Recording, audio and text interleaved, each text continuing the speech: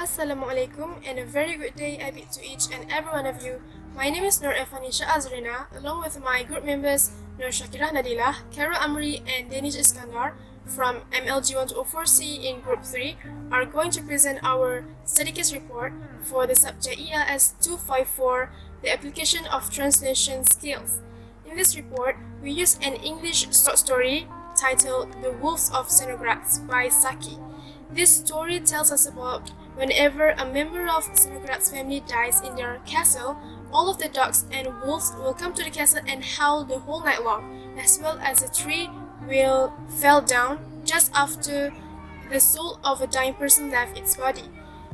In this analysis, we include all of the problems and challenges that we encounter when translating these texts, as well as the translation technique used in the translated text version. Okay, so hi, Assalamualaikum. My name is Danish Iskandar from MLG104C. So the first problem we have is terminology. Terminology is a general word for the group of specialized word or meanings relating to a particular field and also the study of such terms and their use. The original text falls under the great genre of fiction writing and it doesn't use any words or meanings relating to a particular field. However, terminology can also be classified into level problem of which many can be found while translating the text. In this case, in our text, we have frost, which I translated into sejuk. We have governess, where we translated into jik penjaga, baron, baroness, and baron, where we keep it intact by translating into baroness and baron. So that is one of the terminology parts. Moving on, we have the next problem. Literal translation is one of the problems that we encounter when translating this text. In this case, there are a lot of words, phrases, or even sentences that are hard or quite impossible to be translated literally into the target text, as the result is not suitable and grammatically correct. For example, the sentence, "It is just a story that lends dignity to the place without costing anything," is translated into, "Ianya hanyalah sebuah cerita yang menaikkan nama tempat ini tanpa sebarang kos." The phrase "lends dignity" is changed into "menaikkan nama" in Malay because both phrases carry the same meaning behind them. If the phrase is to be translated literally into target text, it will become meminjamkan marwah, and this will make the whole sentence in Malay does not make sense and obviously sounds awkward. Instead, we use the modulation technique to change the phrase from English to Malay.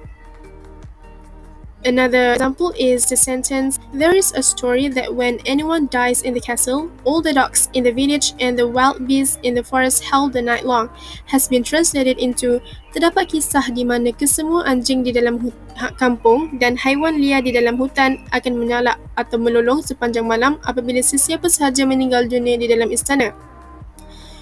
This is the transposition technique that we use to show the variety of translation techniques and to ensure that the translated text is well blended with the style of the target text, as well as to deliver the content creatively but at the same time to remain the content of the original text.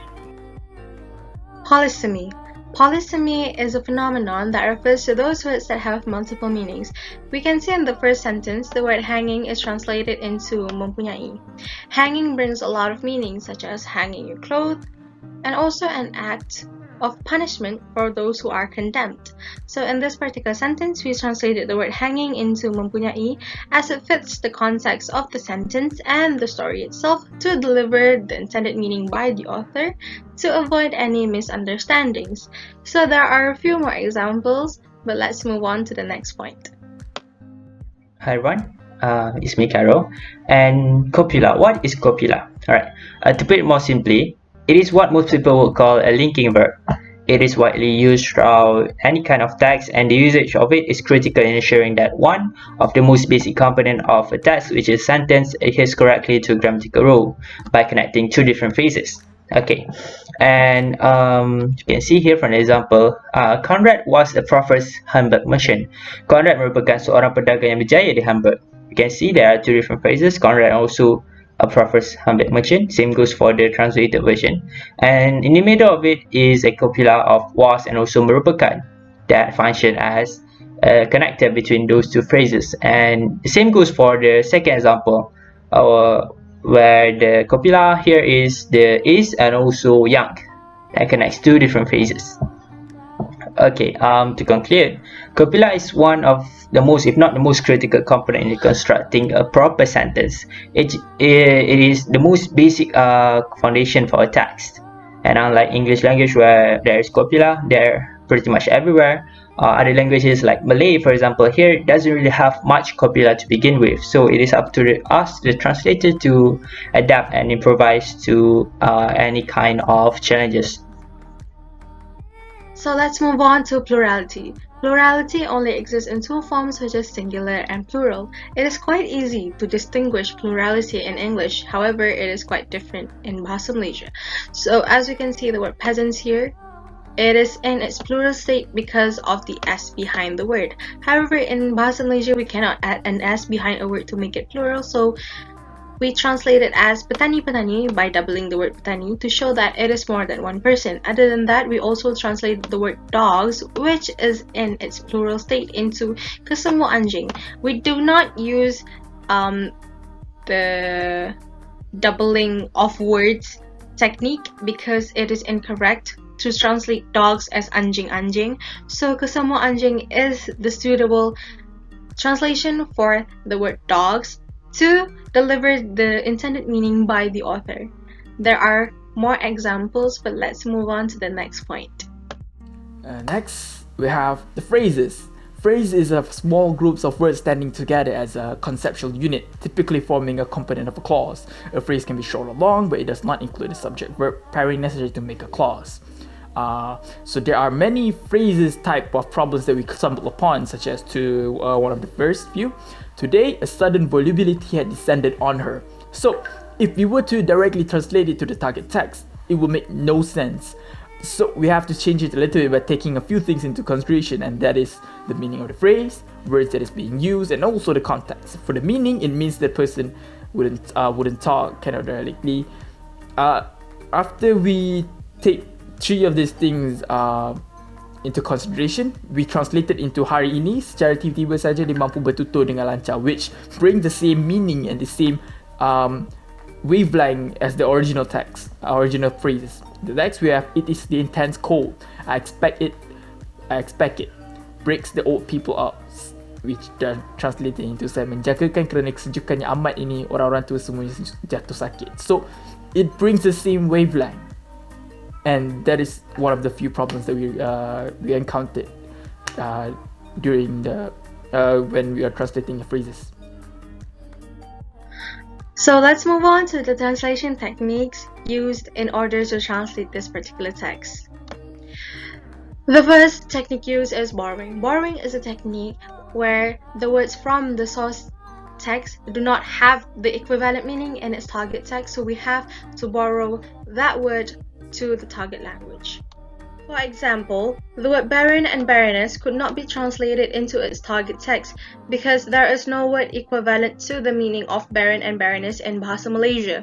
So the words baron and baroness is borrowed when they are translated into Malay. So let's move on to the other techniques. So literal translation or direct translation occurs when there is an exact structural, lexical, even morphological equivalence between two languages. This is only possible when two languages are very close to each other. Sometimes it works and sometimes it does not. If one sentence can be translated literally across languages, it does not mean that all sentences can be translated literally. The example for the translation is as below. We can take the first one. Are there any old legends attached to the castle? We target text it. When we translate it, adakah terdapat permainan legenda lama yang berkaitan dengan istana ini? And the next we have, it will not be pleasant to listen to, would it? Pasti tidak menyenangkan untuk didengar, bukan? It will be weird and romantic. Ianya pasti pelik dan romantis. The translation is called, our justification is the translation is called the literal translation because every word for the source text is translated directly into target text. However, the meaning still remains the same and does not cause any awkwardness when translated into Bahasa Melayu. We have few more examples, and that is all from direct translation. What is transposition? It is a process of translation where parts of speech change their sequence when they are being translated. if you can see from the example here, the first example from the source text, there is a story that when anyone dies in the castle, all the dogs in the village and the wild beasts in the forest howl in the night long. Terdapat kisah di mana kesemua anjing dalam kampung dan haiwan liar di dalam hutan akan menyala atau melolong sepanjang malam apabila sesiapa saja meninggal dunia dalam istana. Here you can see the phrase anyone dies in the castle, and also when it was being translated, sesiapa saja meninggal dunia dalam istana, we can see there is change of sequence between this between the source text and also the targeted text. Anyone dies in the castle is at the front, but when it was being translated, it was pushed back at the end of the sentence. Same goes for the second example. Said the Baroness complacently. Baroness berkata dengan yakin. Said the Baroness, and Baroness berkata. You can see the change of sequence in those examples. Another translation technique used is modulation, which is a translation technique of using a phrase that is different in the source and target languages to convey the same idea. Through modulation, the translator generates a change in the point of view of the message without altering the meaning and generating a sense of awkwardness in the reader of the target text. It is often used within the same language. For example, the phrase lends dignity is changed into menaikkan nama to ensure that the meaning does not sound awkward or unnatural in the target text, but at the same time carry the same meaning as the source text. The next examples are the phrase without causing anything being translated into secara percuma, as well as the phrase the well-fed, too much well-dressed Baroness is translated into si Baroness yang serba-serbi cukup dengan kehidupan beliau. All of these phrases and sentences are translated differently from the source text into target text. However, the meaning behind them do not change from the original version. The next translation technique used in translating the text is equivalent or idiomatic translation. The phrase "when we became very poor" is translated into "waktu kami jadi papa kedana" in the target text. Despite using the term sangat miskin, which is the literal translation of very poor, we use the idiomatic term papa kedana that bring the same meaning of very poor to show the beautiful of the language. Okay, adaptation. Alright, what is adaptation? It is a technique that occurs when something specific to one language, for example the source language culture, is expressed in a totally different way that is more familiar towards the targeted text language culture.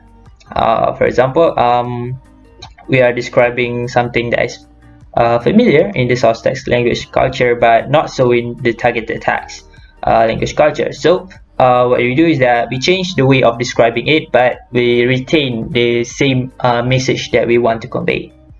Alright, as you can see from an example here, the old governess here is being highlighted, and what we change here, what we adapt to here is penjaga.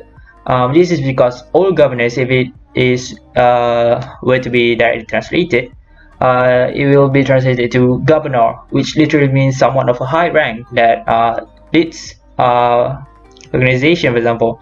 But as we all know from the story, it is not correct to the context.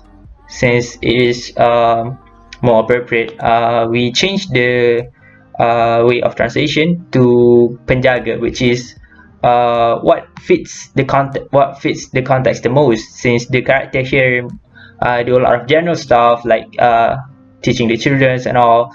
Hence why we choose penjaga as our way of adapting to the different culture in translation. Okay, we arrive at the conclusion. Okay, in this report analysis, we as a group have conducted and read a very successful and beneficial report that has taught us a lot of new knowledge. As a whole, we think that this report has benefited us greatly in improving our translation skills and further cultivate us to be individuals that will have great translation capabilities to be put into good use in the future. Thank you, that's all from us.